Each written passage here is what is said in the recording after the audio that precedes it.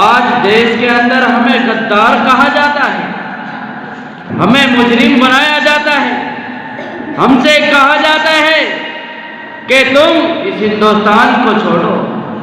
ارے ہم ہندوستان کو کیسے چھوڑ دیں گے؟ ہمیں غدار بتایا جاتا ہے، ہمیں دہشت گرد بتایا جاتا ہے۔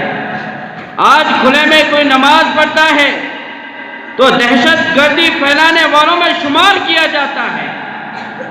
آج کوئی ٹوپی لگا کر سیرت النبی صلی اللہ علیہ وسلم کے مطابق کوئی زندگی گزارتا نظر آتا ہے تو اس کو لوگ دہشت گرد کہتے ہیں۔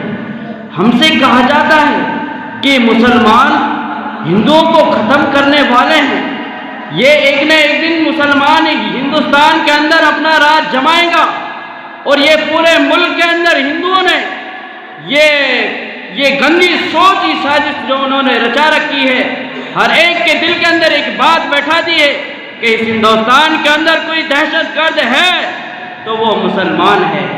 آج دودھ کا دودھ پانی کا پانی کرنے کے لیے میں مدعو کرتا ہوں شبانہ کو کہ وہ تشریف لے کر کے آئیں اور بتائیں دہشت گرد ہم نہیں تم ہو۔ انشاءاللہ العزیز یہ بچی دہشت گردی کے متعلق آپ کے سامنے تقریر پیش کرے گی۔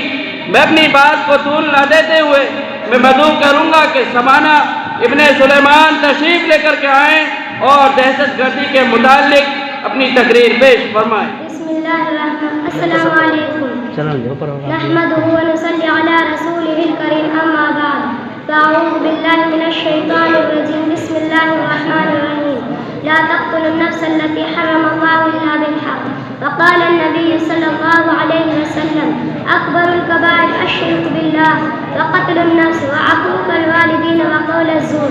رلاتی ہے تیری حالت اے مسلمان مجھ کو کہ عبرت کی خیز تیرا فسانہ سب فسانوں میں۔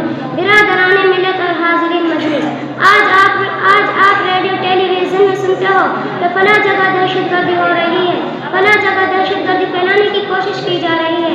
آج دہشت گردوں نے اتنے لوگوں کی موت کا گھاٹ اتار دیا، اتنے لوگوں کی جانیں دائیں ہو گئی، اتنے املاک کے برباد ہو گئے، اور ان سارے جرائم کو مجرم اور اسلام کو نام لیا کو قرار دیا جا رہا ہے۔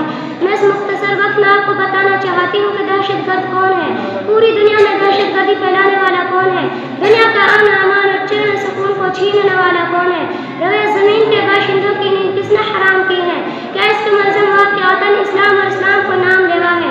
یاد رہے پر وہ کسی کی سوچی سمجھی سازش نہیں ہے۔ دوست اور اسلام کے پروانوں، اسلامی تعلیمات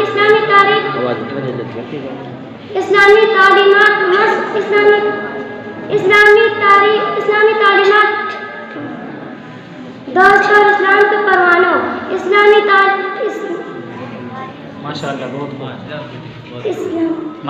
بہت خوب، ٹھیک ہے ماشاءاللہ جزاک اللہ حسن الجزا۔ بھائی صاف ستھری بات یہ ہے، مائک پہ بولنا کوئی نانی کو کھیلنا ہے۔ اتنی چھوٹی چھوٹی عمر میں یہ بچے تیاری کر کے آ رہے ہیں، یقیناً یہ ایسے بچے ہیں کہ ان کی حوصلہ افزائی کی جائے، اور حوصلہ افزائی کا مطلب یہ نہ ہے کہ بھائی آپ سبحان اللہ کیا ہو بھائی 2 روپیہ 5 روپیہ 10 روپیہ جیسے ہو، بھائی ان کی حوصلہ افزائی بھی کرو 10 روپیہ 5 روپیہ کے ذریعے۔ یہ بچی ماشاءاللہ بہت ہی اچھا انداز میں انہوں نے تقریر یاد کی تھی، لیکن